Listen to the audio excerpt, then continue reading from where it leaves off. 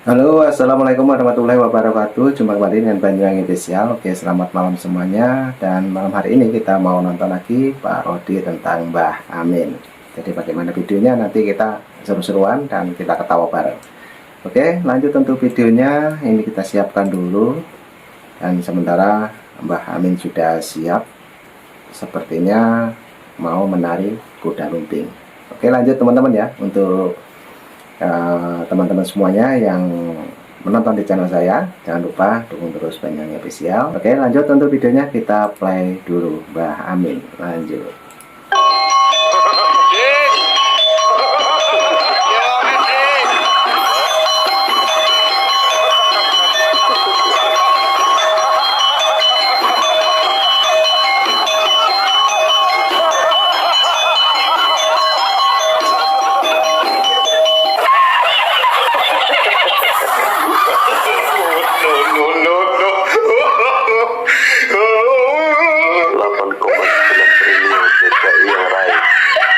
Hei maling-maling, hei koruptor-koruptor, Prabowo tidak pernah akan gentar menghadapi kalian. Nah, ini sepertinya juga ada Roy Suryo yang hadir di sini memeriahkan parodinya Mbah Amin. Lanjut lagi, kita play videonya. Hai kaum munafikun, hai antek-antek asing, Prabowo Gibran bersama rakyat Indonesia. Mbah Amin, menurutmu Tom Lembong karo Anies iku piye? Sontoloyo yang semuanya itu koruptor, ada banyak kesamaan antara dua oknum ini ya. Walah, Sontoloyo to, Mbak. Podo-podo koruptor kok. Rakyat kok dibelani lah ngono kuwi piye, Mbak? Ini sesuatu yang tidak masuk akal. Jangan sampai mereka bisa merusak masa depan bangsa. Bener pancen, Mbak. Ora masuk akal blas. Lah wong wis jelas-jelas yo korupsi. Kuwi kok malah dibelo. Lah terus langkah ke depannya iki piye menurutmu, Mbak? Saya mengajak bangsa besar ini ya, untuk memantau sungguh-sungguh. Tapi sing jadi masalah iki to, Mbak. Anak-anake kuwi to, Mbak. Ora percaya. Yo to, jarine Tom Lembong iki ditetapkan tersangka kuwi gak ono buktine, Mbak. Piye, Mbak? Ya bodoh sekali ya. Sudah bodoh, konyol, tapi kemelindi atau kemerundung. Luar biasa. Kok pancen gatel pancen kuwi, Mbak. Lho, kok kabeh konyol kuwi anak-anake. Lho yo to, anake kejagung nyekel, terus nyapke nganggone rompi pink. Kuwi lak yo ora sembarangan to, Mbak. Mesti ana buktine to, Mbak. Lak yo to, anak-anake nek eling ngono iki lho omongane Mbak Min. Bodoh, konyol, jan angel-angel. Salam dari wong gitu kalau. Ado-ado baik kamu nih. Ado-ado baik. Nah, itu tadi parodi lucu tentang Mbah Amin yang dimana ngobrol langsung dengan para netizen ya. Oke, lanjut. Ini sepertinya juga ada bapak-bapak yang mau berkomentar tentang Mbah Amin. Lanjut lagi videonya. Dengan ditahannya Tom Lembong kamu ngomong untuk pengalian isu akun pupu bapak supaya wong bisa lupa. Aku 1.000.000% akun pupu bapak tuh bukan punya Gibran. 1.000.000% aku tidak percaya itu punya Gibran. Jangan-jangan itu punya kelompok kamu yang membuat, kamu pula yang berkotek. Tidak yakin aku itu punya Gibran. Dan juga dengan ditangkapnya Tom Lembong, kamu ngomong supaya Partai Perubahan tidak berdiri. Apa hubungannya? Tak ganti hubungannya. Basing baik. Kamu fitnah. Gibran tak kati ijazah. Kage anak Gibran pula tak kati ijazah. Masuk sekelas Gibran, anak wali kota, anak gubernur, anak presiden, masuk tak kati ijazah. Aku pedagang kaki limo, bapak aku pedagang kaki limo, 4 anaknya sarjana kalau ada ijazahnya. Apalagi anak wali kota, anak gubernur, anak presiden. Hoa baik kamu tuh. Apalagi nak kamu pikir? Kamu ngomong Pak Jokowi tukang kayu. Kamu ngomong Pak Jokowi tak kati ijazah. Omongnya cawe-cawe. Ya kalau kamu ngomong tak kati ijazah, tak kati apa, kalau tak benar kerja, bapak kamu yang jadi presiden. Bapak kamu yang jadi presiden. Atau kamu yang jadi presiden. Ini tanggal 4 bulan 11. Kamu pasukan Barisan Sakit Hati nak ngajak demo. Apa yang nak didemoi? Apa yang nak didemoi? Nak ngadilin Pak Jokowi, apa yang nak diadilin? Korupsinya. Kalau Pak Jokowi korupsi, tak berani mengusulkan rancang undang-undang perampasan koruptor, tak bakal berani. Aset ya, guys. Nah, karena dia beranilah dia tak ada korupsi. Kalau kamu ngomong dak keruan, fitnah baik, dosa yang bertambah. Kita sebagai umat muslim ni jangan banyak dosa. Jangan galak igom bawa uang demo. Kasihan uang nak berjalan, uang nak bermobil, nak bermotor, nak berjalan kaki, nak mencari untuk perut. Dak kati guno kamu tuntut berdemo. Giliran Pak Jenderal menangkap koruptor, kamu tidak senang. Kata kamu itu kelompok kamu. Nah kalau memang dia korupsi, ya ditangkaplah. Siapapun wong yang korupsi, tidak pandang bulu, harus ditangkap. Salam dari wong kita galau. Mengaku anti korupsi, tapi kok mendukung Tom Lembong dan bilang siapa tuh Bang? Ditangkap karena afiliasi politiknya berbeda dengan pemerintah sekarang. Kalau nggak mau ditangkap KPK, jangan korupsi. Sesederhana itu. Yang namanya politikus rata-rata kotor. Kemungkinan juga semuanya korupsi. Tapi kenapa yang ditangkap kebetulan yang berseberangan dengan pemerintah? Wajarlah. Karena mereka itu kan cuma bikin rusuh, bikin rame, mengganggu jalannya pemerintahan, mengganggu pembangunan. Kan penjara terbatas, jumlah aparat terbatas. Ya pilih-pilih dulu lah. Wajar-wajar saja. Ada antrian ya guys. Kalian jadi bersabar. yang membela Tom Lembong itu juga selalu mencari-cari kesalahan orang lain kan. Orang yang berprestasi, kinerja bagus, yang tidak korupsi, dicari-cari cerita untuk menjelek-jelekan. Walaupun gagal juga. Karena Tuhan tidak buta, Tuhan tidak tidur. Salam sehat dari Dipa Komala. Nah itu tadi teman-teman ya. Jadi para netizen mengomentari ada tentang Tom Lembong, juga ada tentang Pak Jokowi, dan tadi ada parodinya Mbah Amin yang begitu sangat lucu. Oke lanjut lagi, ini mungkin ada komentar dari para ibu-ibu ya, mewakili ibu-ibu ini, kita dengarkan. Terus 10 hari menjabat, Bapak Prabowo Subianto sudah bisa menangkap 28 koruptor kelas kakap di negeri kita ya. Wow. Dan buat orang yang bilang, terus selama ini 10 tahun ini kerjanya si Mulyono ngapain? Stop bilang begitu ya, stop. Jadi kalian pikir selama ini Bapak Jokowi itu enak-enakan gitu, nggak kerja? Salah guys, salah. Dia itu yang ngelis nama-nama koruptor dan Pak Prabowo yang mengeksekusi. Kerjasama yang luar biasa. Kasih paham mereka. Bukan karena Pak Jokowi itu tidak bisa kerja atau apa, karena Pak Jokowi itu diawasin ketua partai.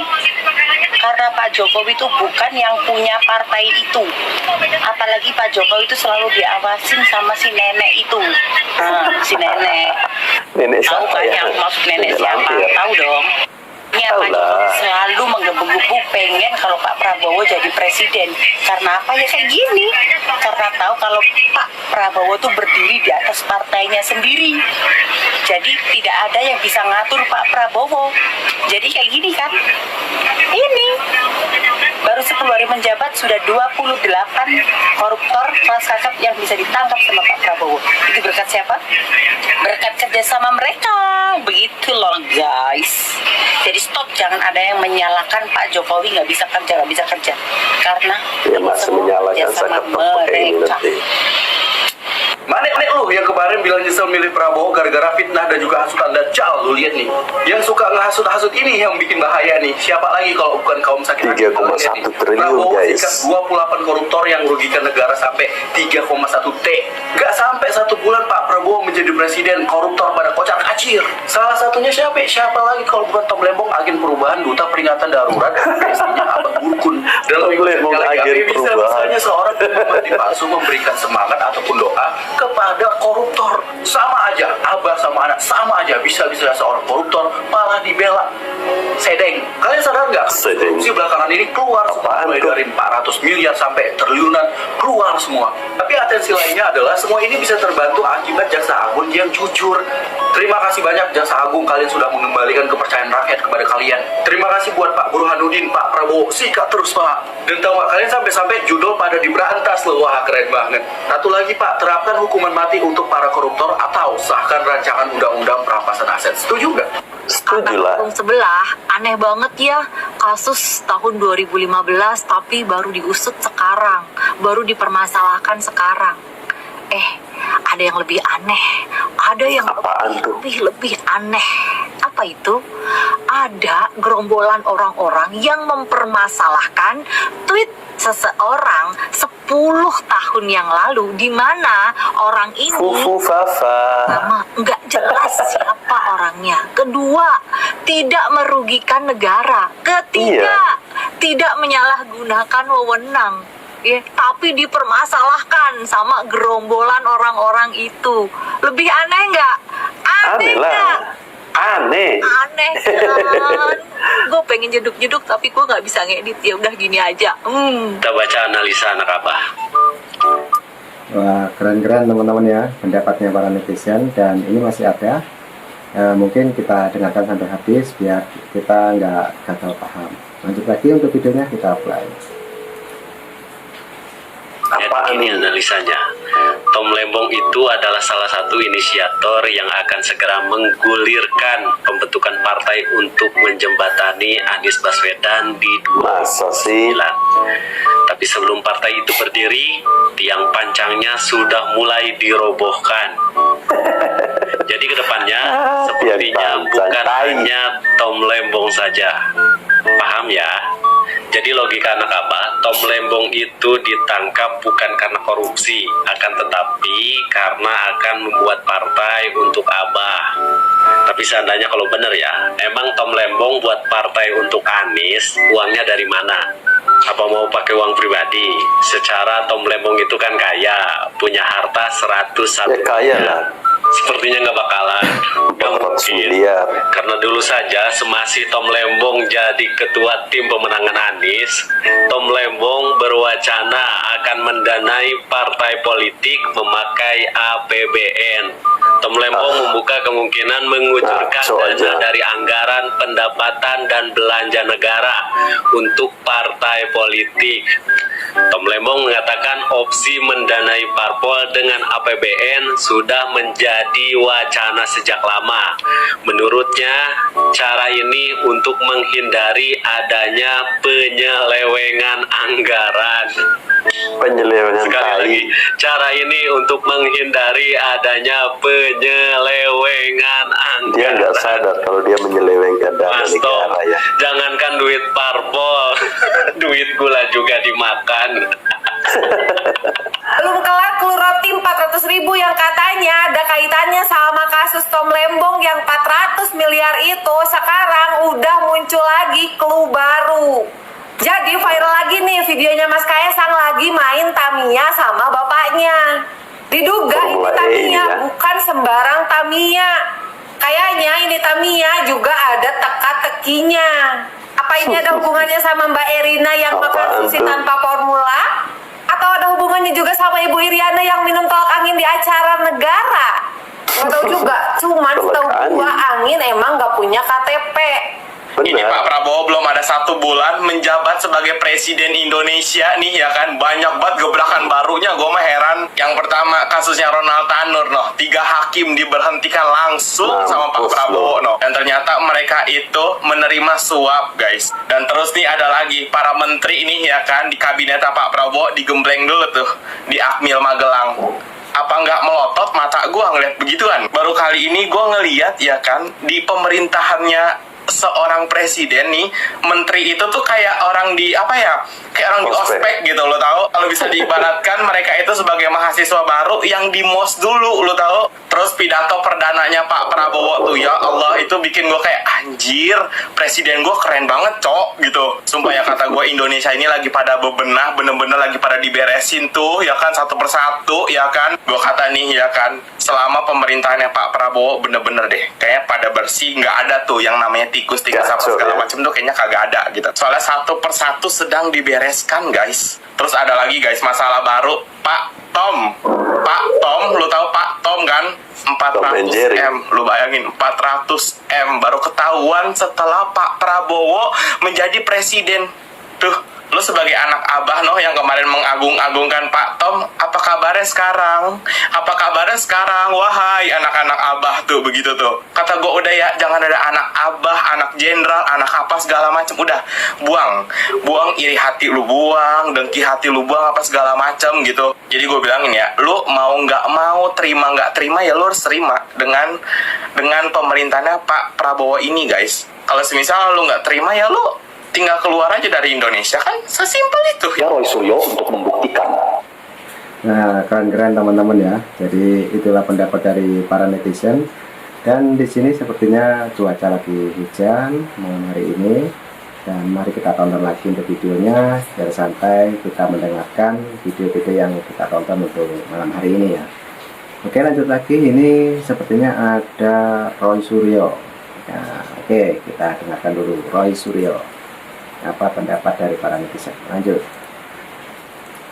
Bahwa pemilik akun Fuhufafa itu adalah Gibran Rakabuming Raka, memiliki target politik yang sangat jelas bahwa Roy Suryo bermaksud melemahkan dan mendelegitimasi posisi kabinet Prabowo Gibran. Sekaligus ia ingin melemahkan keberadaan seorang Gibran Rakabuming Raka.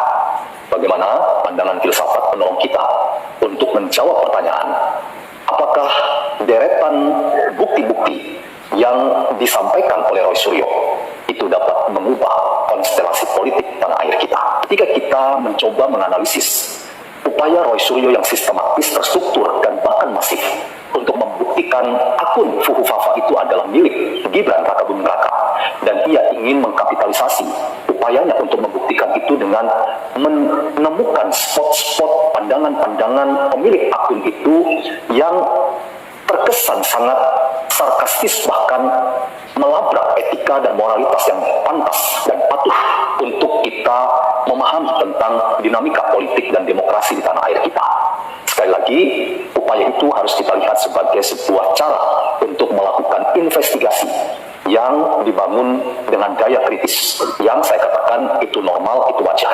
Tetapi teman-teman, apakah usaha seorang Roy Suryo itu dapat kita terima sebagai sebuah proses yang normal, yang wajar dalam konstelasi politik tanah air kita? Saya ingin mengatakan normal menurut itu tidak akan menemukan ke titik yang seharusnya dalam rangka memastikan bahwa dinamika politik yang ada di tanah air kita tidak akan mengalami perubahan signifikan terkait dengan posisi Gibran yang saat ini jelas-jelas adalah wakil presiden yang sudah definitif, bahwa motivasi yang terselip dalam usaha Roy Suryo untuk menelanjangi akun Fuhufafa itu dibarengi dengan motivasi yang palsu. Motivasi palsu itu adalah motivasi yang tidak membangun, tidak konstruktif, tetapi justru motivasi yang ingin menghancurkan, mengalahkan, membuat realitas di sekitarnya itu menjadi tidak berjalan secara konstruktif. Dalam hal ini, saya ingin katakan, upaya Roy Suryo itu tidak akan membuahkan hasil. Mengapa? Karena dibangun di atas dasar ingin melakukan upaya investigasi yang itu mungkin menggunakan kecakapan dan kompetensi Anda. Tetapi menurut Sigmund Freud, motivasi Anda untuk menyelami kedalaman problem di seputar akun Fuhufafa itu tidak dapat dibenarkan, karena motivasi Anda penuh dengan kepalsuan, motivasi Anda tidak jujur, dan Anda menyembunyikan kepentingan yang itu bukan mengonstruksi realitas, tetapi ingin menghancurkan realitas. Karena Karena itu teman-teman, sebetulnya kita tidak perlu terlalu pusing dengan upaya sistematis Roy Suryo untuk sekali lagi membuktikan di sana sini upayanya untuk melemahkan kabinet Prabowo Gibran atau mendenigrasi seorang yang bernama Gibran. Karena apa? Karena realitas historis kita hari ini, kita sudah punya pemimpin baru, dan wakil presiden kita saat ini adalah Gibran Rakabuming Raka. Jadi teman-teman, mari kita jadikan catatan-catatan yang disampaikan oleh seorang Roy Suryo, kalaupun itu dianggap sebagai kebenaran, tetapi kebenarannya adalah kebenaran menurut pemikirannya sendiri. Kita hanya menjadi orang yang memiliki kebenaran yang dikayosuni. Artinya, kebenaran menurut pemikiran kita sendiri. Kebenaran yang relatif, kebenaran yang kadang-kadang kita bisa berubah-ubah dan mencela-mencela. Dalam konteks ini saya ingin katakan, seorang Roy Suryo mungkin bisa dikatakan kebenarannya mencela-mencela, dan dia bukan termasuk orang yang ingin melakukan investigasi dalam rangka menemukan kebenaran yang sejati, yaitu Sudah man. Nah, sangat keren ya teman-teman. Jadi itulah pendapat-pendapat dari para netizen, bervariasi teman-teman ya. Oke, ini juga ada lagi. Sepertinya ini bapak-bapak yang sering berkomentar tentang Pak Jokowi ya. Oke, kita dengarkan apa pendapat mereka dan kita ambil hikmahnya. Mari kita tonton lagi untuk videonya. Lanjut. Tapi masih banyak yang sowan. Siapa ya? Ya, yang kita bicarakan ini adalah Pak Jokowi, yang walaupun Pak sudah Jokowi. tidak menjadi presiden lagi, tapi yang sowan berkunjung ke rumah beliau di Solo tetap banyak dan tidak ada henti-hentinya. Khususnya para tokoh yang sedang mengikuti Itulah kontestasi orang baik. pilkada, baik tingkat kabupaten maupun provinsi. Dan dengan terbuka Pak Jokowi menerima mereka semua, termasuk salah satunya adalah Pak Ridwan Kamil yang maju sebagai calon gubernur Jakarta. Rata-rata Pak Jokowi berpesan kepada calon-calon kepala daerah ini untuk memperhatikan beberapa sektor penting dari masing-masing daerah yang mereka wakili. Dan tentu saja Pak Jokowi paham persoalan tiap-tiap daerah, karena selama ini kan beliau selalu turun ke lapangan. Pak Jokowi juga berpesan agar bila mereka terpilih, mereka berorientasi pada kesejahteraan dan kemakmuran rakyat. Berdasarkan pengalaman yang ada, baru kali ini ada mantan presiden yang banyak dikunjungi orang untuk dimintai nasihat dan petunjuk. Katanya ada yang bilang rakyat sudah muak sama Jokowi. Katanya Jokowi yang bikin rusak bangsa ini. Rakyat 10 Katanya orang. Jokowi pemimpin yang gagal. Lu kok pada datang dan minta nasihat sama Jokowi? Ya jelas lah, orang yang ngomong Jokowi jelek itu kan cuma segelintir. Orang-orang kecil yang suaranya besar. Kalau bahasa Jawanya itu wong cilik suarane sing gede. Dalam peribahasa Indonesia ada air beria tanda tak dalam atau tong kosong nyaring bunyinya. Nyaring bunyinya. Ya, tidak dalam pemahamannya dan kosong pengetahuannya, tapi stereo suaranya. Kalau istilah saya, kelompok ini adalah kelompok para pendengkiawan dan para pembenciawan yang terus Asik. menggonggong dan komplain. Jadi ya biarkan saja. Yang jelas, kita melihat bukti bahwa pengaruh Jokowi sangat kuat di masyarakat. Apa yang disebut sebagai Jokowi efek itu nyata dan sangat konkret. Sangat Buktinya yaitu nyata, tadi. ya. Calon pimpinan daerah pada berbondong-bondong sowan, siapa tahu dapat tuah dan kecipratan Jokowi efek dan menang pilkada. Kalau buat Pak Jokowi sih nggak ada kepentingan apa-apa. Siapa saja diterima asal niat dan tujuannya baik. Kepengen mengabdi pada bangsa dan negara itu bagus. Yang penting amanah dan berorientasi pada kesejahteraan rakyat. Itu aja.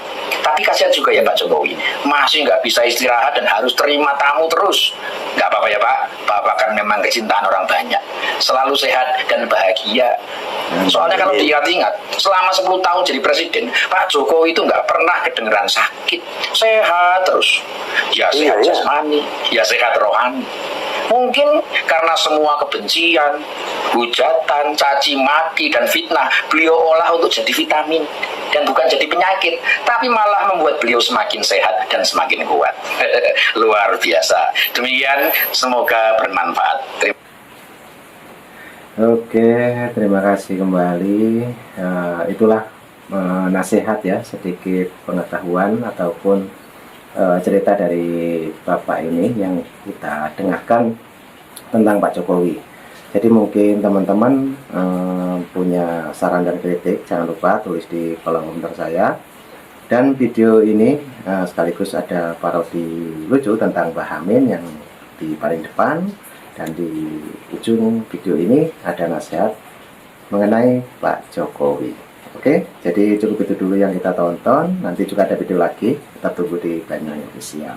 Oke, teman-teman ya, selamat malam semuanya, sehat selalu, salam buat keluarga, sampai jumpa video selanjutnya. Thank you. Assalamualaikum warahmatullahi wabarakatuh. Bye bye.